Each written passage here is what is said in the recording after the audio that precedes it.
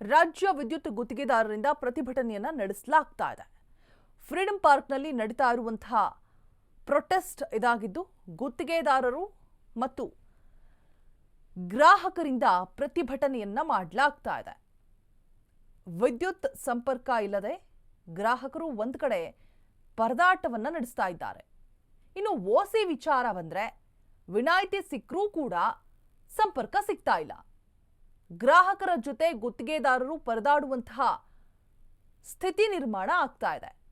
ಇನ್ನು ಕೂಡಲೇ ಸಮರ್ಪಕ ವಿದ್ಯುತ್ ಸಂಪರ್ಕಕ್ಕೆ ಒತ್ತಾಯಿಸಲಾಗ್ತಾ ಇದೆ ಕೂಡ.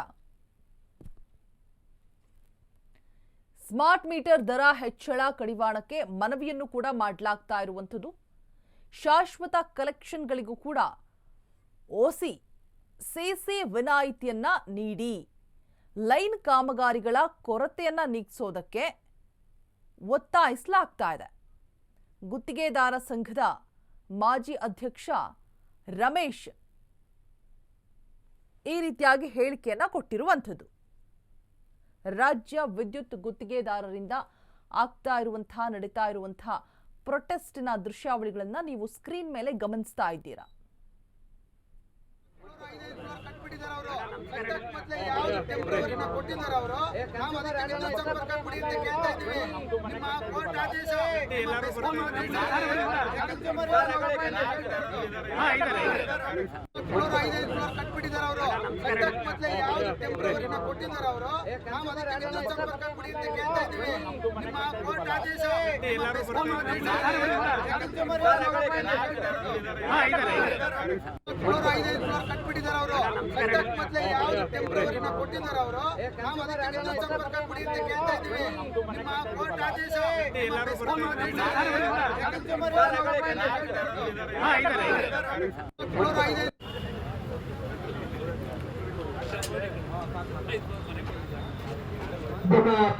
ಪ್ರತಿನಿಧಿಗಳು ದಯವಿಟ್ಟು ಸಹಕರಿಸಬೇಕು.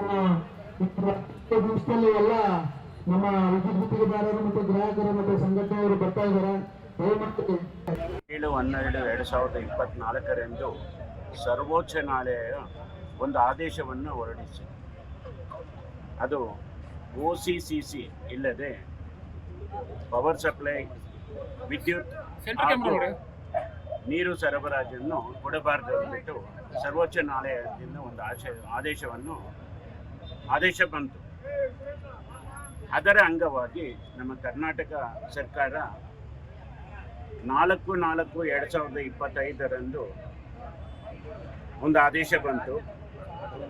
ಏನಂದರೆ, ಇನ್ನು ಮುಂದಕ್ಕೆ ಸರ್ವೋಚ್ಚ ನ್ಯಾಯಾಲಯ ಆದೇಶದ ಪ್ರಕಾರ ನಿಮಗೆ OCCC ಇಲ್ಲದೆ ಯಾವುದೇ ಥರವಾದ ವಿದ್ಯುತ್ ಸರಬರಾಜು ಆಗಲಿ ಹಾಗೂ ನೀರಿನ ಸರಬರಾಜು ಎರಡನ್ನೂ ನಿಲ್ಲಿಸ್ತಾ ಇದ್ದೀವಿ.